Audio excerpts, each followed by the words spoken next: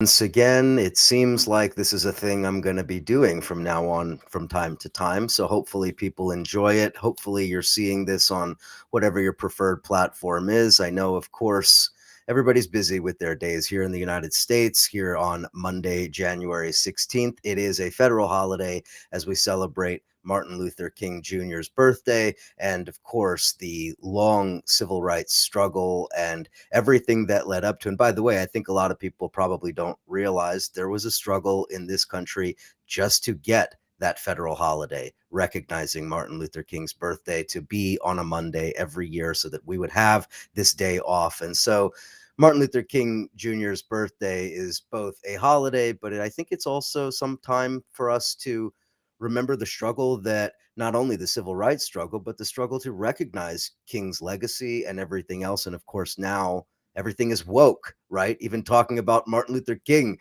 is woke. Anyway, insane country this is, insane society. But let's talk about some of the insanity happening around the world. My good friend, my comrade Sukant Chandan is with me again. Sukant of the Malcolm X movement. Hey, Sukant. Hey, Eric, good to be back. And yeah, just salutations to Dr. King. He's a martyr of our struggle, someone who was radicalized by the Vietnamese War, by the grassroots working class struggle, which pushed him away from the Democratic Party and really kind of overlapped then eventually towards the end of his life with Malcolm X himself and his Dr. King's connections with Africa as well, in terms of Black power and Black pride.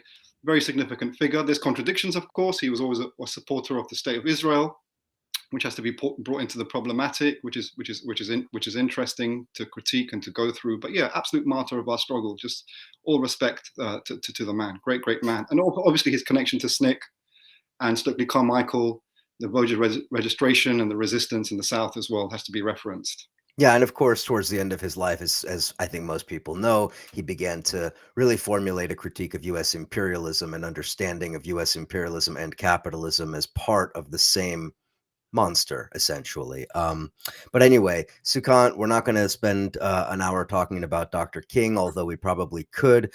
Let's talk a little bit about some international issues. And so I have a bunch of things lined up for us to talk about, but I think maybe a good place to start would be the situation, I guess, in relation to Iran. I mean, Iran, we've been talking about for a long time now in regards to the social protest, the social movement going on in that country, the protest not only against oppression of women, but that has kind of morphed into a more broad anti-government movement, I guess we could say. And so, given all of that, and given Iran's connections to Russia, to China, to the situation in Ukraine with Iranian drones and everything else, it's actually a very interesting time to read not only news reports from Iran, but to read what members of the regime and former members of the regime are saying. And so, Sukant, you brought an article to my attention. This, of course, from The Guardian, senior Iranian ex-diplomats expressing open criticism of regime. Very, very interesting where the criticism is coming from, what might be driving some of these criticisms, and why they're being aired in public. So, Sukant, what's your read? Yeah, very interesting. Listen, the overall comment to made is politics has turned totally trashy all over the world. Principles in politics is gone. It's just the most opportunistic, short-term kind of maneuvers, etc. And Iran, which likes to project itself, the Islamic Republic of Iran likes to project itself as a state of some kind of ethics and morality that leans upon, is inspired, or is a representation even of a form of kind of Islamic state, obviously in its name, is just being proven to be so much hypocrisy and so much hollowness around that. Um, it's been proven with the movement, with the protest movement, to be a violently misogynistic state. I mean, the entire state is organized to violently suppress women and girls around what they're wearing on their heads. Really, I mean, what is that? It's just utterly just reprehensible. It's lost the moral high ground on all levels. Totally, there's nothing inspirational about the state and its project anymore. Arguably, I don't know if there was. It's facilitated its own internalized form of white supremacy and supremacism in general, and it's projected that across the Muslim world and the region. It supported NATO's destruction of Libya in 2011. Comrade from Islamic Socialism platform on Twitter informed me today that actually Press TV, which is the Iranian state media news channel, has redacted, has erased all reference to its position on the Libya 2011 war. I mean, that's some kind of self-admission in a deceitful, manipulative way that they got it totally wrong, and it's a total embarrassment. Remember, they called it the Islamic awakening, quote unquote. You know, what, supremacist death squads as NATO proxies destroying Libya, just the gross opportunism. So when it comes to this article and what it represents, we know the former UK ambassador to Iran has been executed, I think yesterday. It didn't particularly help that James Cleverly, a Tory minister, denounced the Iranians for possibly carrying out the execution, probably hurried along the execution itself. And now you have a former senior diplomatic corps of the IRI now openly complaining about what's happening on 3 or 4 levels. One, in relation to the way the Iranian government is mishandling the protest movement, and in so doing is actually giving more energy to the protest movement and its global support. 2, particularly the way, and the voices are very correct, they say, look, we've been entrapped with Russia into the conflict of Ukraine, which is now going to be used by the West to bash us for war crimes. Infamously, Iranian drones have been used in the conflict in Ukraine by the Russian side. I think also Iranian weapons have been used in Ethiopia for the dirty ethnic war in and around Tigray of the last 2 years. Utterly disgusting war, indefensible totally. So it's these few things which I think is forcing former senior diplomats of the Iranian state to say, listen, we're on a course to further crisis and self-implosion here. So what are we doing here? Can we not step back from this? But the Iranian state, to finish on this point, excuse me, the Iranian state, very typically in a position of kind of hunkering down and in crisis, is not showing any real moves to kind of move out of the crisis, but to react in a very oppressive, very kind of self-destructive way to embroil itself in further crisis going forward. I have no sympathy whatsoever with them. Well, so here's the question. Iran supplying those drones to Russia. Now, presumably there's been a lot of reporting about those drones coming from Iran via Tajikistan and then being from there exported into Russia to be used in this kamikaze fashion, which is, I don't even want to talk about the level of terror that's being inflicted using those drones, but be that as it may, the issue of the Iranian drones and Iran siding directly with Russia in this conflict in this way is obviously now going to translate into a question about Ukraine and Israel, isn't it? Because naturally, the issue of Israel playing the double game that Israel has been playing for a long time in the region, the double game being both a integral part of the U.S. dominated imperial system and simultaneously an integral and crucial partner for the Russians, coordinating with the Russians, collaborating with the Russians, providing intelligence information, all of this information on Israeli strikes inside of Syria, all kinds of collaboration between those two countries. And so now we have the war in Ukraine. And we had a situation early in this war where Israel was kind of wishy-washy about what their position was going to be. It was actually tremendously embarrassing, especially for the former Soviet Jewish diaspora, which sees in Israel all things good, or at least for a long time has seen in Israel all things good, that Israel had really abandoned Ukraine at the time that it was needed most. And so here we are, 10 months later, Netanyahu's back. The Israeli government is even more vicious than it has been. And we have this scenario where Iran is arming Russia. What does that mean for the future of Israel arming Ukraine? And I guess Israel arming Ukraine gives us a good opportunity to move on to this story. Israel and Ukraine involved in direct negotiations for, well, going to the Ukrainian side, military support that they desperately need. And what for the Israelis? The Israelis clearly, as you can see here later, further down in that article, the Israelis are looking for the Ukrainians to support them in the United Nations and in most likely a host of other votes. And that seems to be problematic from the reporting in the Israeli press and the Ukrainian press. Zelensky doesn't seem like he's all that willing to do that. And so they have an impasse. And so I throw it over to you, Sukant. Oh, Iranian oh. drones being sold to Russia, Israel trying to do a deal with the Ukrainians, or maybe we should say the Ukrainians trying to do a deal with the Israelis. How do we make sense of all of this dirty politics? Dirty politics indeed. I mean, what a contribution to world humanity. Iranian drones on civilian infrastructure against a people suffering a supremacist war of invasion, occupation, and annexation. Hey, no, not Tel Aviv, Russia and Ukraine, right? I mean, this is just so surreal, isn't it? It's just so crazy. And Zelensky then saying, hey, I'm not going to support you at the United Nations, Israel, if you're going to behave like that, which is, again, it's just so hilarious, you know? But perhaps, one could quip that Israel as a white supremacist state is over-identifying with Russia, with Russia's own white supremacist project, particularly in Ukraine. The thing is, yeah. So as you mentioned, the new far-right Netanyahu regime in Tel Aviv has shifted away from Ukraine, and they were wishy-washy. You're correct, but the noise is coming out now that they're more leaning towards the Russian side, and I think this is a lot to do with the Syrian dynamic and the Iranian dynamic here, particularly the attempts of the Iranians to build their own infrastructure in Syria. I don't know why the Iranians are building infrastructure in Syria, to be honest with you, because what they're going to do with that? There is some infrastructure, Iranian infrastructure in Syria that also overlaps with Lebanese Hezbollah presence, including at the Golan or the Golan Heights, however you want to call it.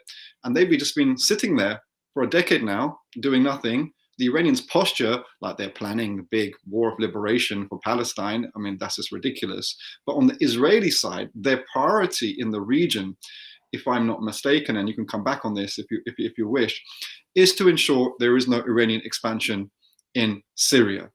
So the Israelis will be looking to hug Russia very closely because Russia has facilitated Israeli airstrikes against the Syrian regime, against Lebanese Hezbollah, and against the Iranian presence in Syria now from circa 2011, 2012. So it's a major guarantor. Russia is, Putin is, for Tel Aviv to carry out its interest in its immediate vicinity in the region to protect itself and its project of colonization. Yeah, and it is interesting as we see Israel playing, as always in the region, playing a very interesting kind of double game here because, again, as we said, Israel is in the process of negotiating with Ukraine, which of course is part and parcel of the broader Israeli-Western relationship. And at the same time, Israel not only is doing business with Putin and collaborating with Putin, as I said before, but Israel is more or less now shifted its position entirely on Syria for the purposes of, as you said, aligning with Putin. And, if there's any question about that, we have this news coming out of the Israeli press. Israel, this is Netanyahu, Israel has, quote, no problem with the Assad government. Okay, now, was that the case 8 years ago? No. Was that the case the entire time that the Israelis were bombing Syria? Not exactly. So here's the real question. Why now? Is it all about Russia? Is it all about Ukraine? Is it all about Putin? What do you think, Sukant? It's about Netanyahu knowing that he has confidence going forward, on the one hand, in his partnership with Russia to contain what they see as their strategic problems in Syria. It's as simple as that. Netanyahu, I mean, there's a form of trolling here, I mean, and arrogance from Netanyahu as well. But I mean, unfortunately, the patheticness of Damascus's position vis-a-vis its relationship to Russia has handed over this to Netanyahu and the Israeli state. Netanyahu, just to expand on the headline, says, we have no problem with the Assad regime. For 40 years on the Golan Heights, which Israel illegally occupies, which is Arab territory and villages, there hasn't been a single bullet fired for 40 years. So, this is to the advantage of the Israelis, that in partnership with the Russians, that Syria is allowing itself, does it have a choice? That's another kind of connected discussion, that Syria allows itself to be used as an arena whereby Israel can push back Iran. So it's perfect for the Israelis, absolutely perfect. And I have to say, those people who've been championing the Syrian government, and I make myself critique. I was a part of this until circa 2015, 2016. But those people who are championing the Syrian government as some kind of Syrian Arab regime defending the Arabs and the Syrian nation against whatever, blah, blah, blah, they've been totally exposed now. It's just all totally exposed out in daylight, and they should be ashamed of themselves. They really should be ashamed of themselves that they cannot open their mouths to express any real analysis, let alone critique strategically in the interest of the independence of the people of the region, and particularly the poorest sections. It's everything is out in the open, everything is exposed. The Iranians are exposed, the Syrians are exposed, but we don't actually have a political movement in this situation that's giving leadership. And I was thinking about this before coming onto the live with you on the way back from work today, Eric, that when I reflect back my own self-critique being involved in this racket, and previously I didn't think it was a racket. I thought there were some principles of independence and struggle for liberation against imperialism and the Zionist state. But if I think about it, we had no leadership. There has been no leadership for decades in our adult lives. And all that we had left was this mess of a kind of communist culture that's indulges itself in collaboration with neo-Nazis and fascists and this red-brown framework, etc. So, these are the kind of the major problems for a functional, ethical anti-imperialism based on actually the politics and the ethics of liberation. So yeah, Israel is doing what it needs to do for its own self-interest, and shame on the Syrians, shame on the Iranians, and shame on all the networks of people who are trying to spin this as positive. Professor, was it Marandi, who I've met in London, just comes across as just nonsense talk. Because if we zoom out, if you attach yourself to the anti-woke, racist, homophobic, internalized neocon politics of Russia and yes, of China, by the way, who's China's major ally in the region? Arguably it's Israel, right? If you attach yourself on that, you can't talk about anti-imperialism anymore because you're compromised. You can't talk about the real politics of what's happening, not the real politic, capital R, small r, the politics that actually exist. You can't. And you can't talk about migration. You can't talk about racism.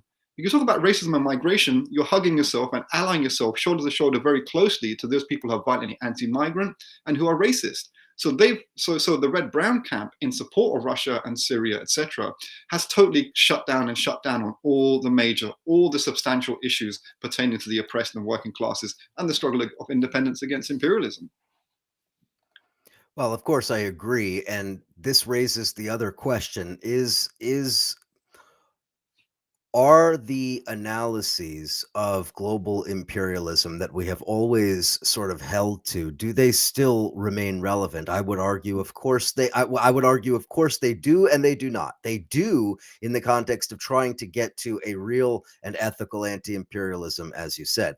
They do not in the sense of thinking about the world as being dominated by one hegemonic system, because it clearly isn't, as we see in Ukraine, as we see conflicts around the world, Turkey, Russia, China being only the most obvious. So this, of course, raises the question of how we've historically understood Western imperialism, because that's the funny thing about all of this, Sukant, is that as, for lack of a better word, imperialism has diversified, as these sub-imperial powers have really revealed themselves, and as we've begun to see the world in this way, we also need to recognize that the traditional forms of imperialism are still very much active, and they also run up against these new emergent forms, right? So here's one example, and I just want to try to flesh this out with you, Sukant, if I could, here in real time.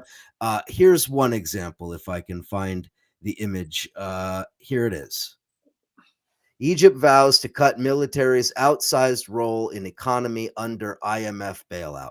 So, why do I bring this up, Sukant? Not because I'm in favor of the Egyptian military and its continued control over vast sectors of the state wealth and so forth. No, of course not. I want to focus on this issue of an IMF bailout and what an IMF bailout means, how we've understood these things historically from the perspective of US imperialism, and what it means today, given a country like Egypt, right, which is simultaneously in and out of the Western camp. It is both of those things. Egypt is allied with the Saudis and with the Russians several times, Libya being only the primary example. But of course, Egypt is also the recipient of massive amounts of US aid and other forms of indirect aid. So, Sukant, how do we understand Egypt? And maybe more importantly, how do we understand the IMF and these Western imperialist institutions operating today? Yeah, this is quite a complex picture here. Let's try and break it down. Okay, so first of all, this is nothing new. This is a long-standing tension of relationship between the IMF and Egypt. Egypt, the Egyptian state, is actually a legacy of the Nasserite state, that it has still so much state control over some industries and the army. It's a legacy of Gamal Abdel Nasser, and there's always been a push from the IMF and World Bank, if I'm not mistaken, to further privatize that state control which the Egyptians have, particularly in the army. And the army is a major institution in Egypt. It's not just a military institution, it's just enormous, kind of behemoth that's part of the state. But also there is issues about state subsidies around wheat and bread as well, that the IMF is trying to remove subsidies from as well. So I don't know exactly what's happened in this current deal. So, and isn't it interesting simultaneously just to think about where Egypt was in relation to wheat several months ago when the Ukrainian harvest wasn't coming in and Egypt was potentially facing famine? yeah, well, again, this is the dirty politics of it all. I mean, there was no pushback on the Russians in that situation, but that's the nature of the Sisi regime. Another self-criticism I have to make is that, I was a supporter of the Sisi regime in the post-Libya war short period. There were certain things that were really disastrous were developing around Morsi when he was trying to use the Egyptian army to enter the Syrian conflict on the side of basically the Western imperialist powers and their proxies there. That was a problem. I was traumatized from what happened in the Libya war, and I didn't want what I thought may happen in the Egyptian context. I got it somewhat wrong. And so And anyway. we disagreed on that at the time, I recall. That was one of the All issues where right. Okay. you and Okay. I Thanks had for a that. disagreement. No, no, hey, what am I gonna say? I've never You gotten were right. anything. I was I wrong. never got anything wrong. So, I just have to point it out when it I happens. concede, dear comrade, dear leader, my guide, our guide, Brother leader, actually. brother leader. Yeah, God bless his soul. Anyway, so yeah, so self-critique aside, yeah, CC is just a nasty piece of work. That's just and it's a continuation of the nasty state repressive apparatus which Egypt is, and it's harsh and it's intense. However, so this most negatively impacts the Egyptian workers and peasants and poorer students. That's what happens. And in our conversation just before we went to live, you made the correct point that this is, still the middle classes and the elites in Egypt will not be particularly touched by any kind of form of privatization and deals with the IMF. It will be the poorest. And Egypt has very poor millions. I mean, people are living in conditions that haven't improved since the time of the pharaohs, and I'm not exaggerating. And to your point, Sukant, here's a headline just from, I think, today. Egypt's pound plunges to new low as authorities try to stem currency crisis. Of course, just a couple of months after the IMF comes in with this bailout. And to your point, Sukant, just reading a little further down in that article, as we see here at the bottom there, the weakness of the pound is adding to the pain of millions of Egyptians as it fuels inflationary pressure,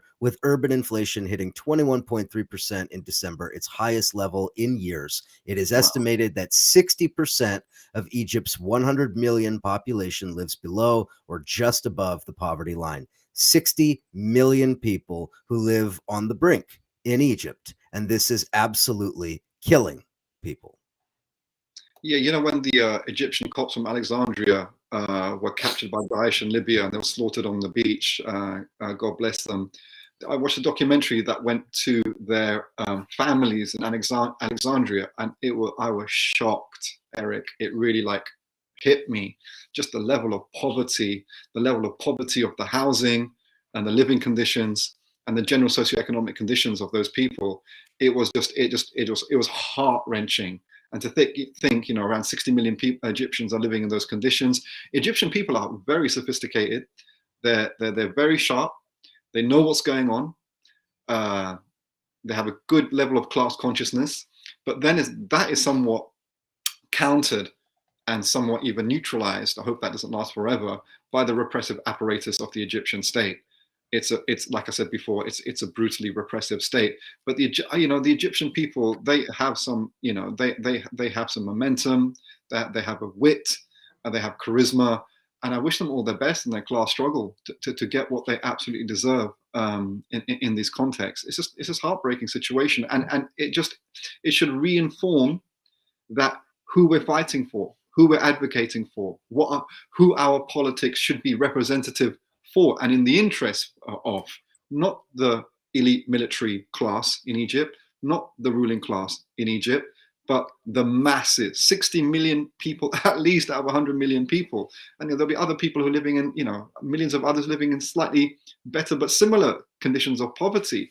I wish them the best. Fight back, form your organizations, get what you can. But I know there's repression there, so it's easy for me to say that in relative safety here, sitting in West London. But what do? We either live with dignity, as you know, often is said in the Arab world, or we're living in total indignity. It's a sad situation. It's a sad situation, and it's a sad situation really throughout Africa, in fact, because, of course, as we've been talking about on our live conversations, Sukant, and I've done on my videos and elsewhere, Africa is still very much subject to the kind of colonial and neocolonial exploitation that we've been, fighting against for quite a long time, been talking about for a long time. The United States, with its military, umbrella, or whatever you want to call it, in the form of AFRICOM, which is itself embedded in the military bureaucracies of many, if not most, of most African countries. At the same time, we've seen high levels of investment from China over the last decade and a half, 2 decades in Africa that has, really, it's had quite a long time to prove itself. And I would argue that what it's proven is that the Chinese are basically as extractive and exploitative as any other Western neocolonial power in Africa. Similarly, we've talked about the Russian entry into Africa, which is, of course, nothing like the Chinese massive investment, nor the sort of continent-wide military umbrella that the United States via AFRICOM provides. But the Russians, with Wagner and its neo-Nazi mercenaries and others that have been injected into the country, is essentially established, I don't want to call them puppet governments, but close relations with the governments in Central African Republic, Burkina Faso, Mali, the junta in Mali, the junta in Sudan, etc. So you have a situation, and of course, Turkey in Somalia. Turkey's also influential in Sudan. Elsewhere, of course, Turkey's role in the Ethiopia-Tigray war. So all of these powers, and I shouldn't even forget Libya. God, Turkey's role in Libya, naturally. And then, of course, we also now add to that the United Arab Emirates, the Qataris, the Gulf states that are also pumping money, propaganda and money into the region, right? So all of this really then raises the question of, how do we understand the situation in Africa? And here's another one for us. Boom.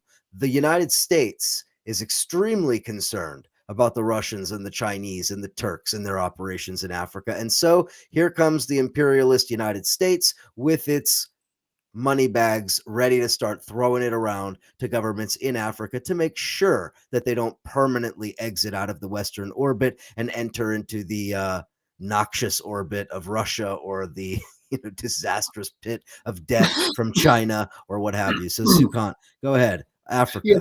to speak to your point previously about the diversification of imperialism from his hitherto being Western imperialism and now diversifying itself into this multipolarity. When you were saying that, I kind of thought to myself, oh yeah, multicultural imperialism. What a wonderful, beautiful thing we've arrived at. Didn't we always Yeah, want this? We wanted this wonderful. rainbow. We wanted this rainbow imperialism. We didn't just want Sure. white imperialism. We wanted the rest of the world to internalize that and then to vomit it out and to devastate our people. You know, just my cynicism aside for a second, which is difficult considering the subject matter that we're dealing with. Listen, it's a kind of an interesting reflection of the kind of Eurocentric identity politics in a sense, because here we have racialized, oppressed communities in the West who are trying to carve out their space in the imperialist kind of society. Similarly, if you kind of apply that to the global sphere, you have the ruling classes in Russia, India, and China who want to carve out their space in the world, but within the shell of the economic system in the world. So is Russia or China providing any semblance of a counter alternative that's people centered to what Western imperialism is offering? No, it's absolutely not. It's entering into the same kind of shell of a system, entering that and taking its advantage out of that. And this is just reflected everywhere that you see as they're deployed across the world. In the case of China, particularly Kazakhstan and Sri Lanka, shows really what they're all about: the crushing of the Kazakh working class, backing the Sri Lankan regime. You know, if there's any workers, if there's any socialist uprising across Asia or Africa, Russia and China will be there to crush it. If there's a viable and not the Arab Spring type of uprising, although you know in hindsight I can sympathize with that uprising in part, but something that's not a liberal kind of led and kind of uprising, but a revolutionary uprising, there's a possibility of either capturing state power or pressuring the state for major socialist reforms. Who do you think the Egyptian state is going to get weapons from? Who do you think an African state is going to get weapons and backing from, and diplomatic backing? It'll be Russia and China. That was proven with the case of Kazakhstan and Sri Lanka, and it's proven in the case of Libya. So the Russians enter a destroyed Libya in direct alliance with the UAE, Saudi, and the Egyptians to back a decades-long CIA asset, General Haftar, to do what? It's just disgusting. It's totally unacceptable. There's nothing positive there for the oppressed. Sorry, you got a quote up there. Do you want to? Yeah, I just thought I would throw up a comment from Tavish Hari. Thank you for the comment. Today's multipolar imperialist chessboard seems much more like pre-World War I. I mean, yeah, I have to agree. Of course, competing imperialisms in the early 20th century is not exactly the same kind of conflict that we have, but there are so many striking similarities it's impossible to ignore, especially given Ottomanism. You know what I mean? The Neo-Ottoman conceptual framework for Erdogan and Turkey, which is, of course, a big part of understanding World War I. So thank you for that comment as well. I want to ask you, Sukant, given this question about, and you already brought it up, China, given this question about China and the role China plays, there are some on the left that really do argue, almost as if it's like their full-time profession, argue, you know, in defense of China, that China is an actually existing socialist state, one that is promoting, you know, maybe not always the best policies, but for the most part offers a better alternative to the West, that China is an alternative to the West. And this very question, this essential question, I think is worth discussing a little bit. Is China an alternative to the West? Should it be understood that way? Now, I ask that in the context of, for instance, this story that was in the Financial Times a few days ago, Xi Jinping's plan to reset China's economy and win back friends. Now, I ask you, who do you think those friends are, and why do you think they're desperate to win them back? China's number one partner in the globe is the United States of America. No one comes close in the strength, depth, and width of China's global relations. I mean, China holds the biggest, everyone knows this, it holds the biggest dollar reserves in the world. So then you have to understand, then even from that, it's the clue to unlocking the understanding of what China's role in the world is. Why are you going to hold the biggest dollar reserves in the world? I mean, that joint enterprise, that collusion with US global power projection is very much there just in that type of relationship.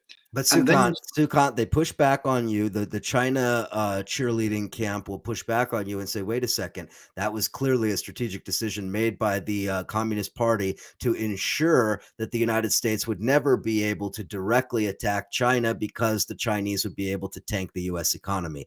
That is an actual counter argument that I have heard from some of these types. Of course, I don't buy that, but what's your comment? listen, you think the Chinese elite, you think the nearly 800 billionaires, which are part of the Chinese Communist Party ruling party elite and their closest friends, you think they're gonna they're gonna even enter a defensive war against imperialism if they're attacked? Is that what billionaire class does? Where's the Marxist analysis gone? Where's the class analysis of all these things? Of course they're not. They're totally terrified of any heightened contradictions or antagonisms with the USA, and that's why, I mean, I think I think Russia's dizzy with success with Georgia, Crimea, Syria, Kazakhstan, then going into the debacle they found and the frustration they found in Ukraine. That dizzy with success, I think, spilled over with the Chinese.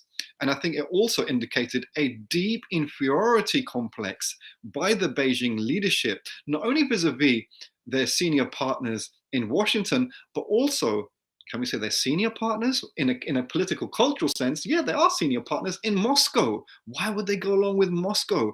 There was a ridiculous online conference by the Society for Anglo-Chinese Understanding, which maybe we should take clips from for another live, where every single member of that organization, which is supposed to be in sympathy with China, was just complaining about China's position in relation to Russians' aggression against Ukraine. Speaker after speaker after speaker complained. It was only Victor Gao, former interpreter of Deng Xiaoping and a relatively senior member of the Chinese state, who basically just echoed the Russian position, much to the disappointment of everyone else on the panel.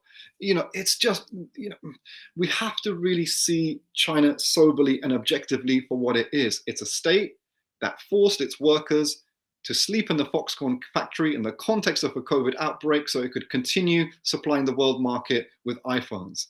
It's a state that has employed a war on terror racist framework on Xinjiang and the Muslims there. You go to Xinjiang, I know Carlos Martinez from the Socialist Friends of China or whatever went with Mr. Danny Haifong, who claimed that George Jackson told us to work with Nazis only last year, right? So these snakes, fakes, fools, and tools of white supremacy and nonsense go to this Chinese state-backed delegation to Xinjiang. Oh, it's all wonderful here. Every Muslim is happy. Did they see one woman with a head cover of any kind? I'm not essentializing Muslim women one way or the other with a head cover or no head cover. It's up to them. But in Chinese state propaganda, you will never see a Muslim with a beard in general. You'll never see a woman with a headscarf, right? And then they have these prisons called what they call vocational centers, where you get shot in the back if you try to jump the perimeter fence, right? I mean, what is going on here? It's all ridiculous. And then the zero COVID farce, right? Can the Chinese Red Brown camp make up their mind? Was China correct with the zero COVID, or are they correct now just getting rid of all restrictions? Make up your mind. Have some consistent principles. On the one hand, they said, oh, look, and I'm not arguing, I don't want people to die of COVID, right? But with the zero COVID policy, okay, the numbers were very, very low. But what was the consequence in terms of oppression for that? Chinese people starting to rise up. That was a consequence across the whole country, across all classes, and then the Chinese authority understand that this just even the level of protest that rose up just a few weeks ago was so serious, was so endangering to the Chinese state rule and it totally scuppered Xi Jinping's posture as the paternalistic, controlling uncle, where everyone's happy, everyone is under manners. It totally smashed that. The Chinese state panicked, and they got rid of zero COVID, and they got rid of all restrictions. Right, but the red-brown supporters of it, they have no consistency whatsoever. They have no explanation as to what is all of this going on. It's this constant, this deceitful, manipulative, totally not seeking truth from facts. Let's quote Mao Zedong for a second. Totally in the face of that, the counter opposite of that, construct a subjective nonsense, a construction that makes no sense to anyone except their own red-brown grifters and campists, right? I've had enough. It's just too ridiculous now. It's totally distorting and just twisting what should be socialist politics, you know? And to your point, actually, since you were talking about Xinjiang, and I'm sure that the red-brown crowd that you're referring to will suggest that you're just spouting all the CIA's talking points, and of course you're a color revolution regime change operative. You must be getting paid by the National Endowment for Democracy, Mr. Chandan. But anyway, I digress. Here's the point that I wanted to make. You bring up Xinjiang, okay, you bring up the issue of China's public opinion in relation to China's image in the Central Asian region. Take a look at this story, because this, I think, also is a big problem for those that want to always find ways to excuse China's policies. Kazakh minority also exists in Xinjiang. That's right. Lot of crossover, lot of intermarrying of families between Kazakh and the Kazakh. Go ahead, sorry. Exactly. And so you have the story, this woman, Janar Gul Jumatai, who is a artist and writer who is basically imprisoned in Xinjiang in some apartment in Urumqi, in the capital, and unable to leave the country and go to Kazakhstan. The Kazakh minority, in addition to the Uyghur minority, creates a big problem for the Chinese state and for Chinese state propaganda, especially, and I would say, especially for those who think it is their job to excuse away every one of these horrendous policies. Bro, Carlos Martinez, Social Friends of China, Danny Haifong, Mr. George Jackson told us to work with Nazis, went to Xinjiang with Cynthia McKinney, absolutely batshit crazy fascist neo-Nazi, who claimed that the Chinese were ethnically more susceptible to COVID infection at the start of the pandemic. And Carlos Martinez, in his official report, says, I went with people whose politics were very, he went with fascists. He went with neo-Nazis. It's like, come on. But focusing on these, the issue of the ethnic minorities is important, right? They have been invisibilized by the Chinese state and the Soviet state for a good part of 100 years. Obviously, the Chinese state has existed since 1949. The Soviet state from 1970. Invisibilize these people, peripheralize them totally, marginalize them totally. They are non-people. They are unpeople. They don't exist. They're just some backward peripheral tribes of our empire, both China and both Russia. I reject ETIM. I'm not supporter of the East Turkestan independence movement. Ankara, Erdogan, NATO, go to hell. However, these people rightly, I mean, you can understand they don't like China and they don't like Russia because they don't like to be invisibilized, used, their wealth extracted, their culture, their religion, their language, their history, just stripped off them, and then justified on this kind of colonial savior project, either from Moscow or either from Beijing. They're right to despise both regimes. Even Keith Bennett, my old mentor friend of the Chinese leadership, said the Central Asian people don't, there's, what does he call it? There's a public opinion problem in the way he kind of the way he phrases it. Yeah, they don't like. So are you surprised? Then they go to their old friends, the Ottomans, or in the present history case, the Neo-Ottomans of Turkey and Ankara. Are we surprised? It's the fact that they go to Ankara for leadership is actually shows that Beijing and Moscow have failed totally to win any hearts and minds and any real substantial support from these populations, right? That's the reality of it. And, you know, and being myself from the kind of Soviet Moscow camp, you know, the pro-Beijing camp, but particularly problematically in the post-Lenin period in the Soviet Union and the post-Mao period. I mean, we can still problematize the Mao period as well, but particularly the post-Mao period. Both these regimes have, like I said, have totally approached these people in a supremacist way. And what can you say? These people are people. And because I come from that camp historically, I also didn't have a real, you're just encouraged not to study these people or to respect them as people at all. So now with the Ukraine conflict, but before that, remember when I kind of rang the alarm bell with you with the Kazakh, Yes. with the Kazakhstan situation in January 2022, I was like, Eric, this is really, really highly significant. Hey, I told you so. I'm going to get you back on that one. Got me. When the Russian army entered Kazakhstan, I was like, hold on a second. And being from North India, culturally and linguistically, and even with, you know, lot of ties go back thousands of years. We have a lot of connections to Central Asia, to Tashkent and Central Asia and the Mongols, etc. They came down and they you know, they settled and invaded around historic India and Afghanistan, what is present day Pakistan and North India. So I've always had an interest, you know, towards these people. And then, you know, when I look at the traditional culture and the dance of the Uyghurs in Xinjiang, it's actually quite similar to a lot of culture and dance from North India as well. So I've always had like an interest, but it wasn't until the Kazakh War I was like, okay, listen, let me look at this properly, right? Let me look at this dispassionately, not subjectively in loyalty to subjectively to Moscow or Beijing. And it's like, wow, this is really interesting. You know, these people should be treated with respect and equality, but they should be treated with even more respect in a way, as well as the other oppressed people of this vast Eurasian region, because they're in a struggle against racism. They're in a struggle against white supremacy. And that's most violently shown not only in the context of Xinjiang, and I don't support the terrorist acts of Etim either, which are reprehensible, but it has this context that you have to understand. But in the Russian context with the Ukraine, look at the way people are treated in such a racist way by Moscow, right? Be it the Central Asian people, be it the people from Yakutia in the far east towards the Pacific Ocean. You know, there was the chief of the Minister for Internal Investigation Committee.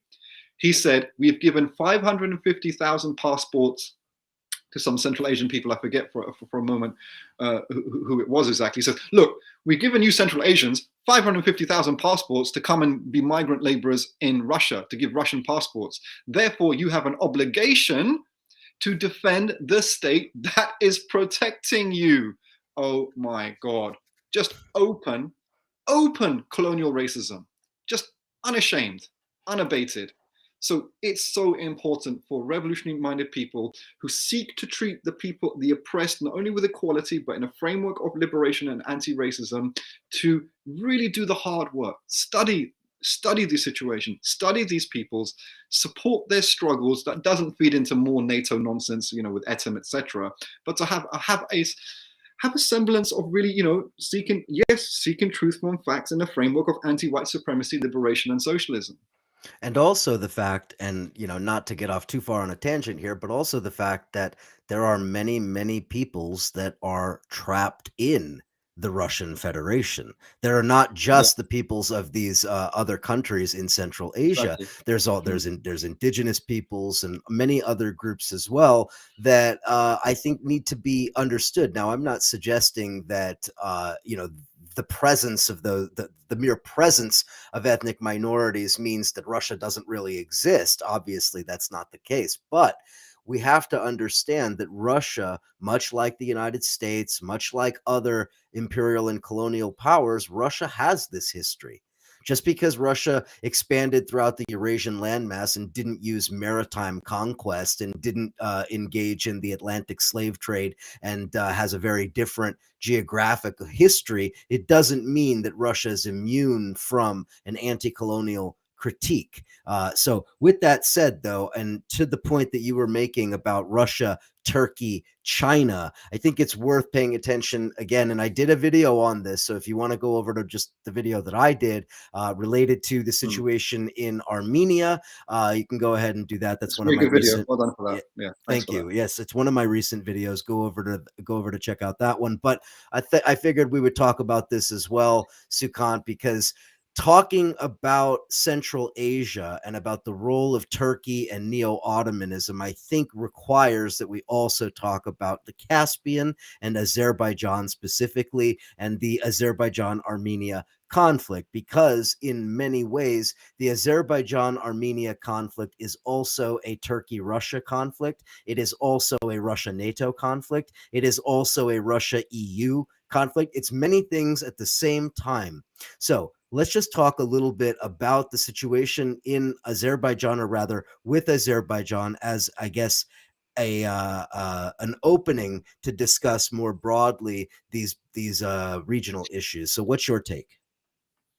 Oh, it's just more jokes, isn't it? It's more jokes because look at the poor Iranians dangling on the side of all of this. Iranians have a major contradiction with the state of Azerbaijan, and there's their senior white supremacist partners in Moscow, just doing, hugging closely to Azerbaijan, and it's just all a mess. I mean, it's a total mess. It's very interesting as you put up the screen grab there. Thanks for that. And here we have Britain and Russia, despite all the global politics of confrontation and conflict between them, aligning very closely. Britain joined Russia in blocking a UN Security Council statement condemning the Azeri blockade of Nagorno-Karabakh, right? So I think, again, we had a conversation offline about this, Eric, and you made the correct point that obviously Russia is not going to allow Azerbaijan to go totally into the orbit of the Turks. Turks are playing an amazing job here. I mean, with all their, internal economic crises that is burgeoning, with their internal situation, with the oppressed Kurdish people. I mean, the way that Erdogan is navigating global politics, he's doing it in a very sophisticated and successfully self-seeking fashion, much to my what I don't like it, but I have to see it for what it is. And then you have the debacle of the Armenians, who are supposed to be close allies with Moscow, being dumped by Moscow quite viciously. But maybe you want to make a comment because your video spoke to this really well. Well, I mean, the bottom line is that Armenia is historically under the protection, under the umbrella of Russia. Armenia has historically been that, both throughout the Soviet period and in the post-Soviet period.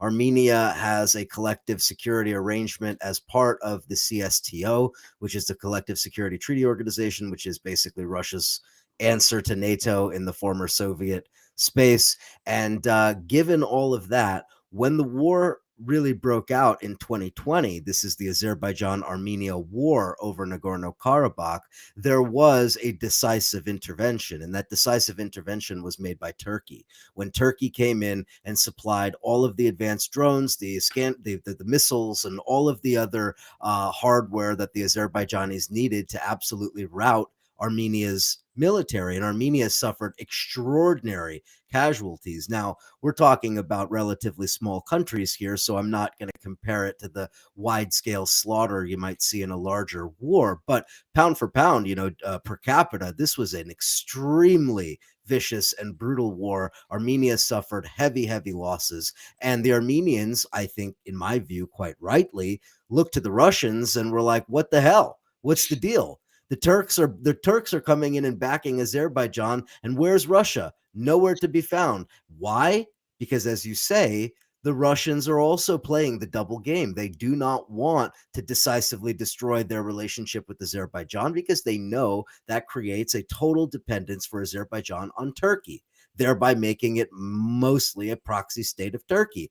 And so the Russians failed miserably in their obligation to protect Armenia. And that's, of course, why we see just in the last week, Pashinyan, the prime minister in Armenia, talking about deals with or meetings with the EU and the US to try to finally resolve the situation with Nagorno-Karabakh. The Russians have 2,000 peacekeeping troops in the Lachin province, which separates Armenia from the exclave of Nagorno-Karabakh.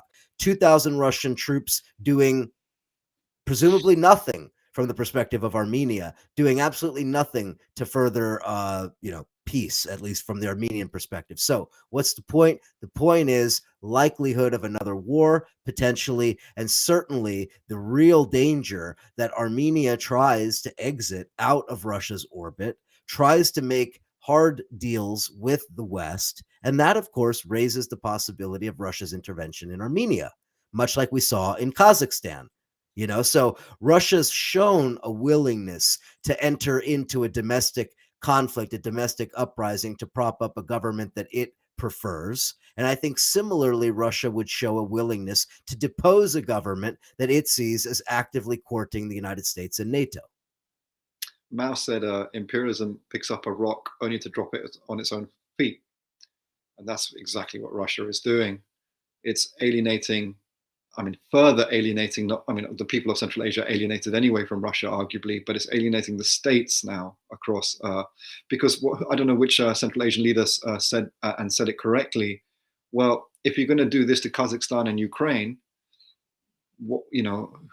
who's to say you won't do it to us next? And like you say, right.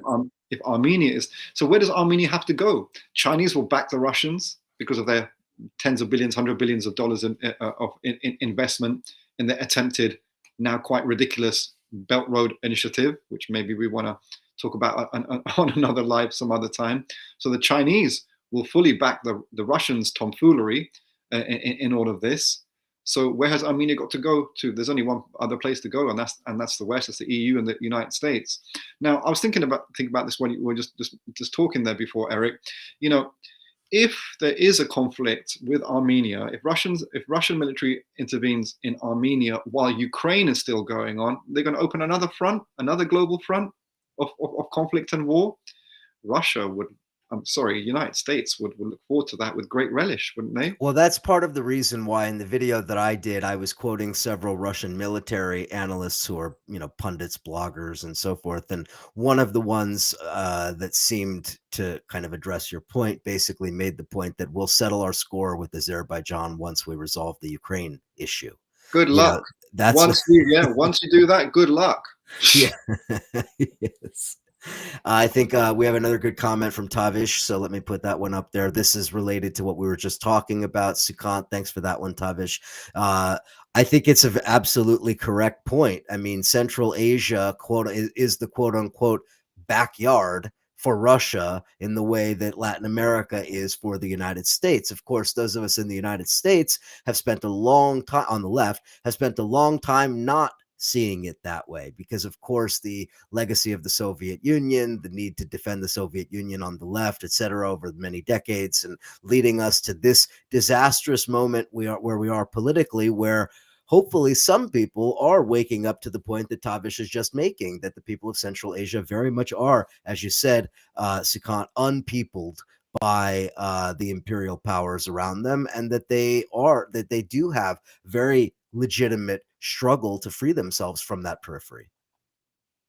Yeah, I haven't got much else to add to that, but except to agree. And Tavish, thanks. You've always made some good commentaries now for a long time, and thanks for engaging with us. Quite the point. Just there was an interesting exchange I had with. I got to give him a big up, Malik Dukier, who runs Ministry of African Propaganda. Really brilliant, lovely, really just nuanced young comrade who grew up actually just down the road in Southall here in West London, where I am as well. But so he said, look, he was saying, look, China in Africa is not quote unquote colonialism. I said, okay, I accept it's not colonialism because we know who the colonizing powers of Africa have been historically, particularly Britain, and France, and also some other, Portugal, and also even Germany, when it comes to parts of East Africa and Southern Africa. I said, okay, that's fine. It's not colonialism, but isn't it in a Marxist and in Lenin's framework of imperialism, high stage of capitalism, isn't it imperialism? Because it's the export of capital the export of capital, both by Russia and China in different regions of the world, including Africa, and it's extractive. It's extractive super profit making. So isn't that so? Employing a Marxist, and if I even may say so, a Marxist-Leninist framework of analysis, I think it does fit in that it is an imperialism. And as we go forward, and as the population, especially of China, as it becomes more privileged, it socioeconomically develops, and the hunger for resources and energy that those people in that state needs, where is it going to go? Where's it going to go? Where is it going to extract in a capitalist framework to serve its population and its state? It's increasingly going to many regions of the world, particularly Central Asia and particularly Africa. So we have to employ a Marxist framework of analysis and not a subjective, compromised red-brown distortion and view of the situation. Eric, you want to share something you're reading there? Actually, no. I was trying to figure out why it posted 2 live streams. I have no clue. Something happened. I still haven't quite figured out how to do all the live streaming specifics, but that's okay. We're going to finish up here in the next couple of minutes. I just want to talk about related to that issue, Ethiopia using weapons supplied by Iran, Turkey, and Azerbaijan. Now, of course, Azerbaijan is supplying weapons that are both Turkish weapons and Israeli weapons, because the Azerbaijanis have a long tradition of close relations with Israeli weapons manufacturers, drone manufacturers, and so forth. So, again, when we're saying weapons supplied by, we're really talking about supplied by Iran, supplied by Turkey, and probably also China, which has been well known to be very supportive of Ethiopia throughout that Tigray conflict as well. So to your point, Sukant, about all of these issues, Ethiopia using these weapons to carry out that war. Now, the TPLF are obviously not angels. There's a whole history here, including the many decades of TPLF control over the country that need to be discussed in a full video. But from the international perspective, that war was a war that involved mass atrocities, one that was fought largely with foreign drones and foreign weapons. And there was certainly nothing particularly anti-imperialist about it from my perspective. How do you read it? Yeah, another very depressing thing to talk about, unfortunately. So yeah, TPLF makes some provocations. It was accused that the Addis Ababa forces in Mekelle, in the Tigray region, there was some armed provocations against it. Addis decided a full-blown ethnic sectarian war was in order for 2 years, dragging in the Eritreans, dragging in the Somali armed forces, and now all of these weapons. Oh, again, thank you, Turkey, for your great contribution to world humanity by backing this dirty ethnic war in Ethiopia, in Tigray. And then we have to go back to the red-brown racket and the racketeers in that whole sordid industry. Forgive me for saying, former friendly relations with William Whiteman, walking around Ethiopia, trying to spin the whole thing as some kind of anti-imperialist posture. Go to hell. Go to hell, all of you. Eugene Puria, go to hell. Rania Khalek, go to hell. How disgusting that you try to instrumentalize the NATO destruction of Libya and the Libyans' resistance in 2011, and you try to parallel it with this Ethiopian sordid mess of an ethnic sectarian war. What the hell are you playing at? What the hell are you playing at? Do you have no shame? Do you have no shame? For a couple of quid, you're doing this kind of nonsense? Just you should never speak ever again. You have lost your right to speak. You have lost your right to politically contribute to anything. This is a sectarian war of sectarian, ethnic-based rape, attack, killing, torture. That's what it is. Nothing to do with NATO. Don't tell me no more wars. Don't tell me no more NATO in Ethiopia. Western imperialism didn't even sanction Addis Ababa over their dirty war in Tigray. Nothing. There was nothing there. There was nothing anti-imperialist about it whatsoever. I'm sorry I'm getting impassioned. I'm pissed off.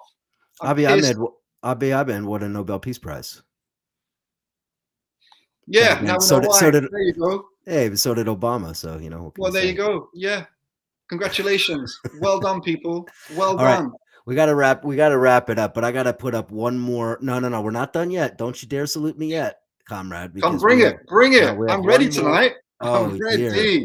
we have one more good friend of yours that Oh, go needs to on. make an appearance. Woo! It's a Come on. close friend of yours. I just want to hear what you have to say about this gentleman here.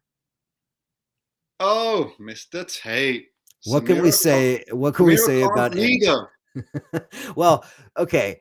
I think a lot of people probably have no clue who that is. So let's speak in general terms. Are there really people that are defending Andrew Tate? Let's talk about who defends Andrew Tate, not just which personalities of the red brown variety, but I was more interested in our conversation the other Get day that that we were man's having. face off the screen, bro, please. No, I can't do it. I can't do it. He's just such an alpha. He's magnetic. Top chief.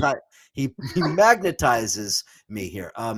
So I want to talk a little bit about the divides that we see on this Andrew Tate issue. I gotta get his fucking face off that screen. Thank God for that. Look, I couldn't even see him. Look at the screen, bro. So tell me about the divides that Andrew Tate has created. Andrew Tate, who has allegedly donated large sums of money to the Catholic Church in Romania. Andrew Tate, who has allegedly converted to Islam. Andrew Tate, who seems to be an extremely divisive cultural wedge that needs to be understood. I admit that I knew very little about Andrew Tate other than that he was just some, alpha scumbag on YouTube, but you have helped me to understand his broader cultural significance. So talk about that. Yeah, the speed of the fascist global revolution, bro. We have to try and keep up with it. I don't mean that facetiously. It's serious. It's very, very strong. Its momentum is great. Andrew Tate, fascist, racist, violently misogynistic, self-admitted that if your girlfriend complains about you, perhaps she's worried about you cheating, you grab her by the neck and you shut her down. That's his advice to boys and men around the world. He was thrown out of Big Brother in 2016, the toxic reality TV show. Which reality TV show is not toxic? They all feed this right-wing trash politics. That's a good point my comrade Duncan made. Big up Duncan. He's always making some good comments, good comrade of mine. And so Andrew Tate has become the leader of of a lot of young boys and men who are alienated from society as a result of capitalist alienation, as a result of the mental health crisis, the crisis of loneliness, employment, etc., the absence of the left, the internalization on the left of a lot of the pimping politics, actually. So, they think it's great, women should enter into sexual exploitation and abuse for money. That's a positive, apparently now. And so, Andrew Tate is a vicious leader of this.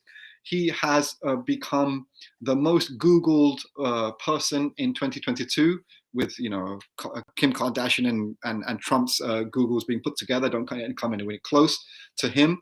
He's been arrested now in Romania. He went to Romania openly because he thought he could sexually exploit and in Romania and get away with it through bribes. He even said in a video, his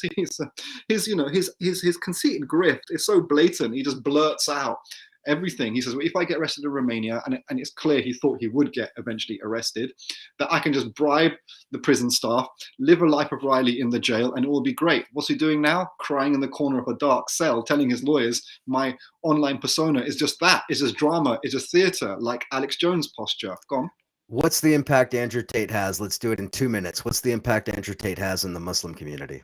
So he split the Muslim community. He knew he needed a global fan base that would justify anything he did. So he converted to Islam after saying about Tommy Robinson, Tommy Robinson's a great guy because he's protecting England from Islamicization. Tommy Robinson is an infamous British state intelligence-backed neo-Nazi leader here. He converts to Islam, I think, in October last year, and now it's split the Muslim community, basically along gender lines. Muslim women are like, what the hell? This guy's disgusting. He's got, we should not accept him and justify his sordid activities. And then a lot of the Muslim men, not all of them, of course, and we should always seek to not essentialize in a supremacist manner, but that section of men who use and abuse Islam for their own misogynistic ends, and then we see that very openly in the Syria war, for example, with these armed militias employing a supremacist abuse and misuse of Islam. So a lot of these men in the Muslim community are justifying him, celebrating him, and it's totally ripped apart the Muslim community. And good on all those Muslims, particularly, of course, the women. You know, my heart and solidarity goes out to you, but also a lot of Muslim men who are saying, no, we're not going to stand for this attempt to normalize misogyny as Islam. To your point, about his very clever use of public opinion and desire to create as many varied fan bases as possible, here's the news story from today.